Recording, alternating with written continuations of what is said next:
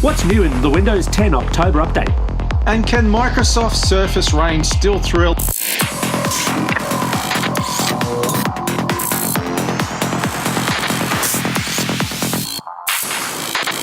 Vertical Hold, Behind the Tech News, is proudly brought to you by Belkin. Welcome to Vertical Hold Behind the Tech News, where we talk to Australia's leading technology journalists to get the stories behind the news of the week. I'm Alex Kidman, and I'm joined by a man who's only now recovering from the AFL Grand Final, whatever that is, Adam Turner, as we go behind the headlines in search of the big picture. This week, we're once again joined by Gizmodo Australia Deputy Editor Tegan Jones. Tegan, welcome back to the show. Thanks for having me again. It's been a big week for Microsoft, with the October 2018 upgrade arriving, along with a whole range of new Surface devices. We'll be drinking the Redmond Kool-Aid shortly, but first, over to the news desk. Adam, what's happening in tech news? Amazon is reportedly launching a free ad-supported streaming TV service in the US, dubbed FreeDive, which will be available via its Amazon Fire TV streaming devices. Now, while Amazon Prime Video offers exclusive first-run content, FreeDive will offer reruns of older commercial TV, and it's designed to be a competitor to the likes of Hulu. Meanwhile, streaming service Plex has launched its Plex web shows internationally, offering a variety of web video content from the likes of Vanity Fair, GQ, Engadget, and TechCrunch. Google has updated its Google Maps service with specific features designed to aid daily commuters. If you're a Sydney-sider, you can now use Google Maps to check the precise location of the next bus or train, as well as how full it's expected to be. Google has also rolled in integration with Google Play Music, Apple Music and Spotify, so you can browse songs while you check your travel plans. Foxtel has slugged its streaming customers with a major price hike, rejigging its Foxtel Now plans to make its bundled pricing more painful. Foxtel Now's entry-level price has risen to $25 per month for the Pop and Lifestyle pack, which you have to pay for before you can sign up for any of the other packs like Sport. Now, seasonal Game of Thrones fans will be up for another $10 per month when they sign up again next year to watch the final season. Meanwhile, in order to get the Kids and Docos pack, you now need to sign up for every Foxtel Now pack and hand over $104 a month. This pricing is for new and returning customers, with current Foxtel Now subscribers able to stick with the old plans, at least for now. LG has unveiled its newest flagship phone, the LG V40 ThinQ. Its headline feature is the inclusion of 5 cameras, with 2 at the front and 3 at the back, including standard, wide and telephoto lenses. It's a busy time in smartphones, with Google's new Pixel 3 phones headed for launch next week. The LG V40 ThinQ doesn't yet have an Australian timeframe for release, but it'll go on sale in the US from the 18th of October for around $1,300 Australian dollars. So Adam, we all know that Foxtel likes money, but wasn't Foxtel Now meant to be like the affordable version of Foxtel? What's going on? Yeah, it really seemed like the leopard had changed its spots there for a while. People were always dirty. The problem with Foxtel is you've got to pay for all this stuff you don't want in order to get the things you do want. And that started to change with Foxtel Now. The pricing got better over time. The entry-level plans got cheaper. You didn't have to pay for 4 or 5 things in order to get the thing you want. And now they've just taken this huge step backwards, which to me seems like a bit of a mistake when the whole idea was to bring in more customers, maybe try and curb piracy. I don't know, Tegan, what's it like in your house? Do you tap into any Foxtel content? Do you think this will drive people away, or will they just cough up their money? Oh, look, I feel like they're really taking advantage of the whole Game of Thrones aspect, which is, I guess, why you guys called it out, that people may just, throw that extra money in so they can watch it legitimately. In our house, I have thrown around Foxtel Now before so I could watch Game of Thrones as well as Sharp Objects, but in general, I stay right away from it. Yeah, I think it's really difficult, actually. I sort of get, because what Foxtel does is slightly different to a Netflix or a Stan or similar in terms of the rights that they grab, especially for sports, which is, clearly their crown jewel. So I sort of get that they've probably got a different costs model to everyone else. But I think the market has really spoken, and especially for things like the kids pack being now $105 or whatever it is, that's just ludicrous. I mean, you wouldn't have to have that for too long before any other solution seemed eminently affordable. I mean, how does that even compare against, what we used to refer to as like full fat Foxtel, which let's face it, is also going to get 4K long before Foxtel Now does. Well, that's the thing. I think you can get full fat Foxtel from about $50 a month. Now, by the time you throw in the kids package, whatever, you're paying a bit more. But yeah, I think that is the idea. They're getting back to this idea of we don't want Foxtel Now to look too attractive. We want people to go, oh, that looks okay. But we want more people to go, yeah, but it's easier to just give Foxtel a bit more money and get the real thing. The IQ4 is, as you say, the interesting one. They're firing up Ultra HD broadcasting for the first time this weekend for Bathurst. Now, Alex, for you, that's a thing with cars that go round and frickin' round.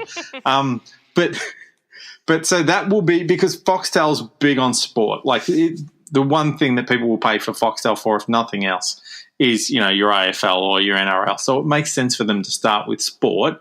No talk of Ultra HD streaming, so it's not going to come to Foxtel Now any sooner. So really they're slugging Foxtel Now customers more, or making that, it's not that they're charging more, it's this, they've rejigged the plan. Well, they are charging more. It is that they're charging more. Yes, okay, so the numbers are bigger. So it's not that basic maths. It's their standard playbook, right? It's not that they've put up the price, it's that they've shuffled the bundles around. So they now give you more but charge you more for it, even though it's stuff you probably didn't want. So I can see a lot of people shaking their head at this point and just going back to the BitTorrent channel.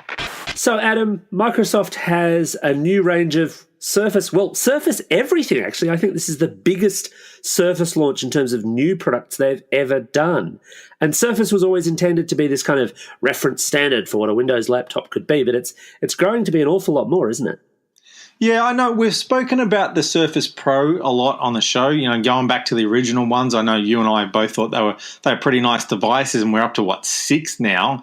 And they've gone, hey, you know what? Let's make a few other things. We've got notebooks, we've got others, but I'm not sure if 6 is really a lucky number here. Tegan, what do you think? I know you've been following this. What have they delivered this year for the Surface range, and how does it stack up? Yeah, I mean, I'm going to sound a little salty here, but I find the term new products to be strong. I think it's a strong phrase for what they've delivered this year. I feel like what we're seeing is a lot of refreshes, with maybe the exception of the Studio. I'm honestly very surprised that they called the new Surface Pro the 6. I thought that they might save that for next year for the Caramel or whatever it ends up being called. I really just don't think it warrants the hype that it's getting. So talk us through the range of what they put on the table in terms of the different Surface products, and then maybe how the Surface Pro 6 is any better than the others. Yeah, so I mean, this time around we have the new Surface Pro 6, we have the Surface Laptop 2 and the Surface Studio 2. I mean, the big thing about... So what's a Surface Studio... Sorry, for those who are playing along at home, yeah. What's a Surface... I know what a Pro is. A Pro's like a tablet with a flimsy keyboard that you can rip on or take off. The Surface Laptop is basically a laptop. What's the Studio? Does it come with a microphone and a soundproof booth? It's basically the easiest way to describe it is a PC, essentially. So, and this is the second one. Oh, wow, revolutionary. I know, right? Is it an all-in-one? Is it an all-in-one? No. So it has a separate keyboard, which is a separate mouse, which is very exciting. But there hasn't been one in 2 years. And what was really interesting about the first Studio is that the graphics card that it came with, which, I believe it was a NVIDIA 980M, was already outdated at launch. So this time around, it has a brand new graphics card. So that's actually exciting about it. But interestingly, it is the only thing in the new Surface range that does not have an 8th gen processor. It has a 7th gen. So it's like an iMac sort of. Yeah, it actually vaguely looks like one. It's got the computer built into the back of the screen. Yeah. Although it's more pitched at that kind of Mac Pro crowd, really, if you're with the price point it is. Because it's... Oh, totally. Well, yeah, very much so. But it's much more the creative professional tool, or that's the way Microsoft want people to see it, yeah. Where the iMac is the kind of thing that Apple want families to have in the corner. Unless your surname's Packer or Reinhardt, you're probably not having a Studio in the corner. Oh, absolutely not. I mean, they're so expensive. The starting price is over $5,000, and that's before you start bumping up your RAM and whatnot. So, Yeah, it's a beautiful machine, but very expensive, especially considering that it's getting an old processor in it. And I mean, there's rumors that the ninth gen processors might even be out by the end of the year, if not early next year. So it's going to become outdated very quickly. So what would you have wanted from the 6 to justify calling it the 6 and not the 5.5? Well, I mean, there's some rumors at the moment around the 2019 Surface Pro, and that it's going to be a complete redesign. At the moment, the name that's kind of been thrown around is the Carmel, I believe, a sort of a project name. Obviously, that probably won't be the last name. So that's what I would have liked to have seen, just some bumped up specs, maybe a nice new refresh, a redesign. That's what I would have liked to have seen. I would have liked to have seen USB-C. That would have been exciting for that. What? No USB-C, really? No USB-C in the 6, and no USB-C in the Surface Laptop 2 either. And it's so interesting because the recently released Go, which is the answer to the iPad, does have USB-C in it. I agree with you that the lack of USB-C is almost unforgivable, and the fact that it's just got a single USB yes, good point, is also kind of problematic. Obviously it'd be a design challenge, but I'd love to see more than one port, because for most users who are going to plug things into it, it's a plural. You've got to plug multiple things, so then you've got a hub dangling off it, and it gets really messy. But I think I disagree with you on the physical redesign, because I actually think they've pretty much got that tablet mixed mode portable form factor down pat by now. I think I struggle to see what you could do with it. Obviously, I suppose you could make the bezels smaller, that kind of thing, but I struggle to see what else you could do with it within the way Windows works that would make a big difference without impacting it. Whereas, for example, the Surface Laptop 2, I still don't quite get the point of the whole Surface laptop thing at all. Yeah. Because everyone else does those, and they're perfectly fine. But I think that the Pro 6, it's faster. I'm not sure a redesign is the answer, but USB-C certainly would have been I nice. guess in terms of more ports, definitely. I mean, I guess you don't necessarily have to change the aesthetic for that, but that would certainly be something that I would like to see. But to be fair, they have beefed up the RAM from being, I think baseline on previous model was only 4 gig. Now it's 8 gig baseline. Like, that's quite nice. The 8th gen processors are quite nice. But considering that, there's these rumors that we're going to see something really special next year, I don't know if I'd necessarily be going for this machine, especially if USB-C becomes increasingly standard. Do they bring a new one out every year? There was one last year, so I mean, it's certainly looking that way. But then with the Studio No, the last one was 2016. The Surface Laptop 1, I can't quite remember when that first came out. But yeah. So it's not that was last year, as memory serves, but they've messed around as well with that whole Surface Book concept at the same time, which is more or less the same thing. Their release schedules are not exactly reliable, but then they're not exactly under the same kind of pressure that a Dell or an HP or an Asus are actually. I was going to say, looking at Apple with their Macs, they don't feel the pressure to update every device in the range every year. So they wouldn't necessarily put out a dud just to keep people happy. Is that what it feels like? This one's a bit of a placeholder? Absolutely. I think I said in my article about it that this whole event, I mean, they didn't even bother to live stream it, which was a bit of a tip-off for me that it was going to be somewhat underwhelming.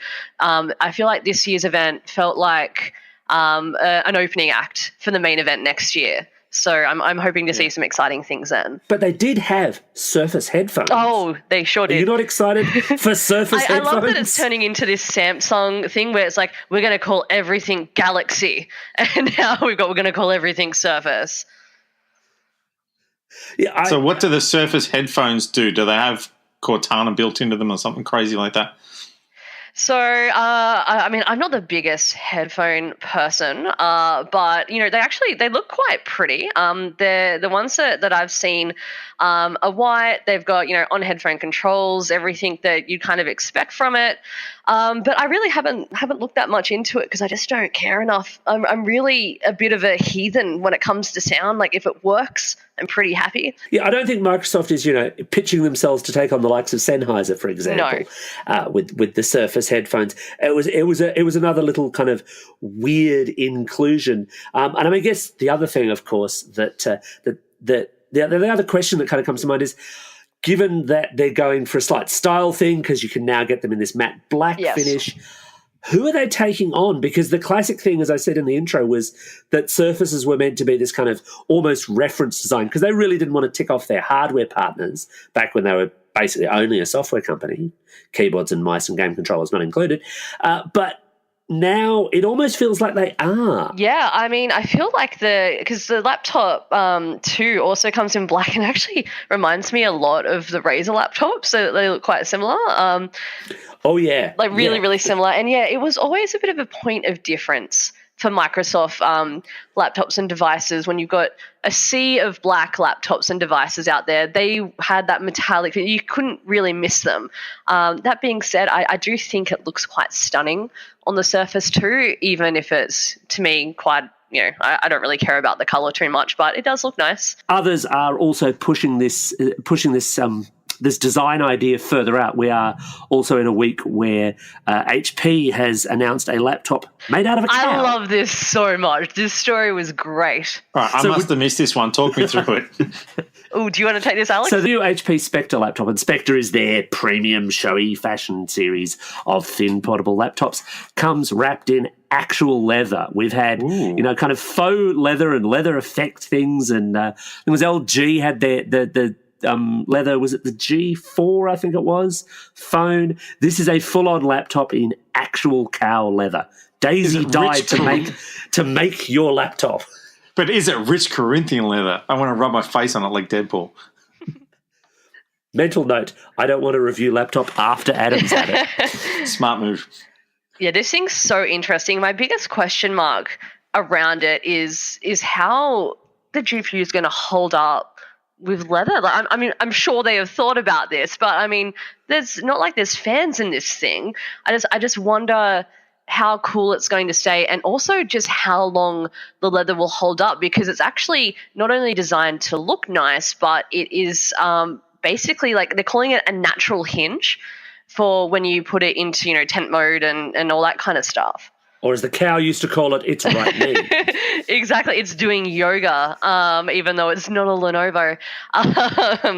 It's doing that. So it's very, very interesting. Although one thing that I do quite like is that it's got a new way of folding, so it actually pulls forward to go over to the keyboard instead of tucking under like most 2-in-1s would, which I actually quite like. Yeah, it's weird. And I mean, the durability thing is unusual. I suppose the thing is, once it starts smelling like your local burger joint, that's when you're running it too hot. Absolutely. So, Alex, Windows 10 is the gift that keeps on giving these days. We keep getting these upgrades. We're up to the October upgrade. What is it delivering?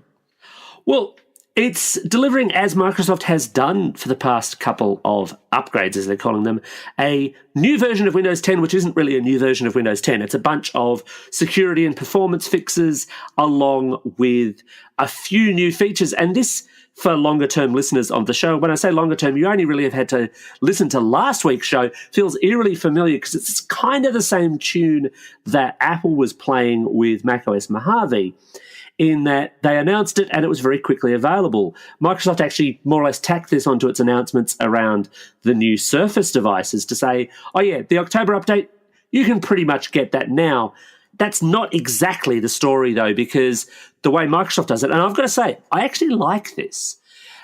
They won't push the October update on you until they're certain that your machine is going to be hardware compatible. Doesn't necessarily mean that all your software will run smoothly, but because there's so much more variance across Windows devices, they want to basically make sure that it will run. So unless you actually seek it out, unless you say, I want it, I want to run the upgrade, then it won't actually automatically install. And I mean, that even goes for, native Microsoft hardware like existing Surface devices. You've still got to actually push it out there. Eventually, though, they will start nagging you to say, hey, Windows 10 October upgrade. It makes sense.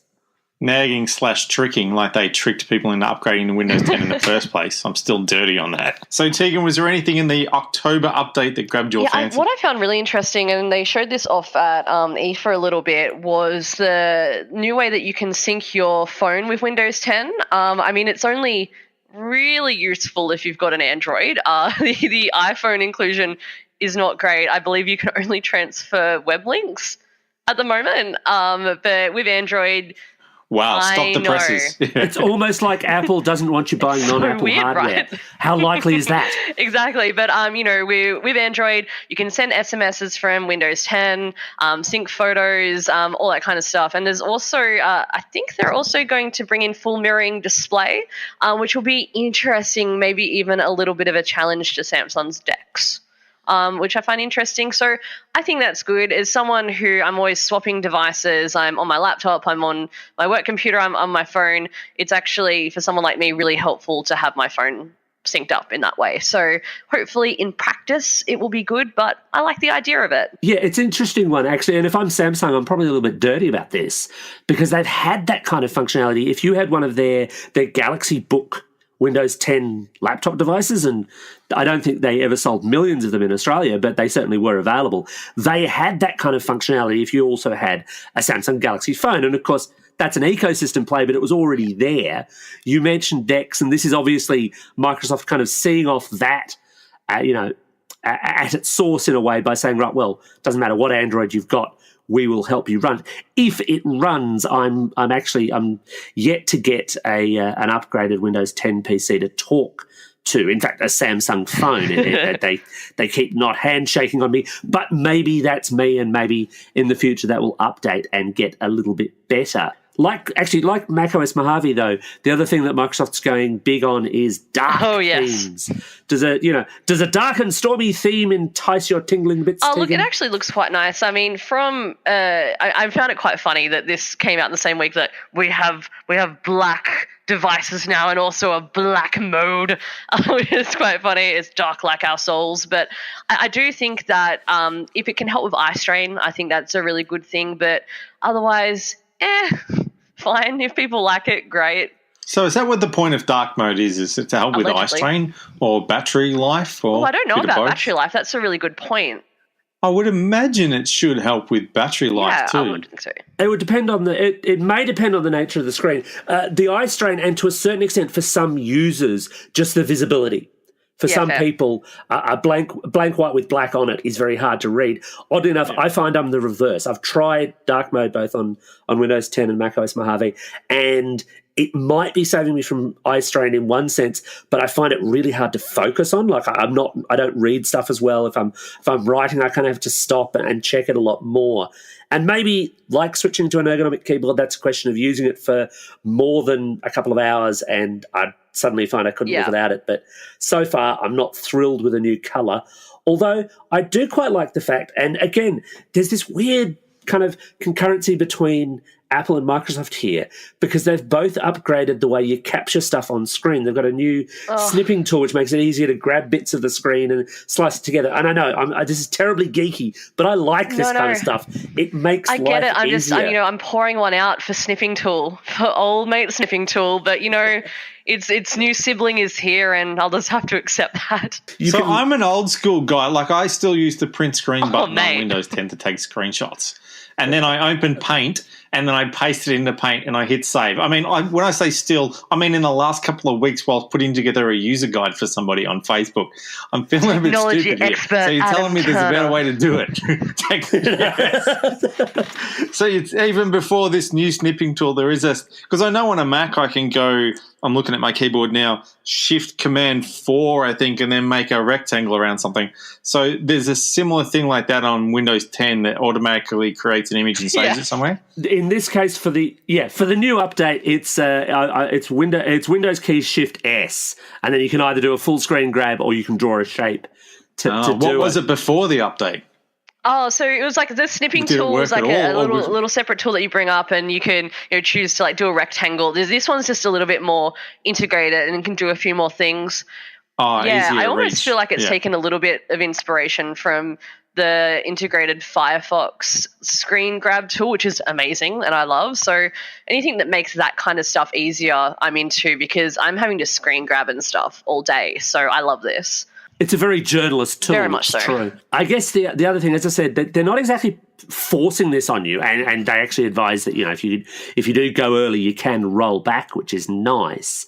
But Windows, I think, is in a different position to Mac OS. You shouldn't do it forever, but you could probably sit and wait on Mac OS Mojave, as we suggested last week, for a while on security grounds. For Windows, though, I think it's a little bit more urgent. There's a much bigger market share. There's certainly a lot more malware out there, and there's a certain argument to say, hey, if it tells you should upgrade, maybe you should, especially because we are entering that phase where the operating systems are just services, really. This isn't Mac. This isn't Windows 11. This is Windows 10 still, and Microsoft's very solidly sticking to that kind of idea.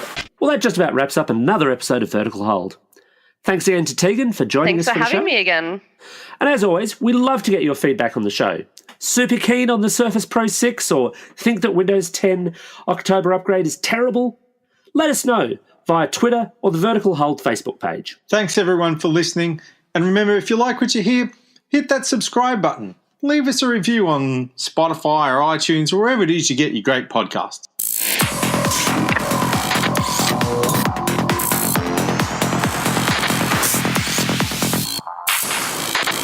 Vertical Hold, Behind the Tech News, is proudly brought to you by Belkin.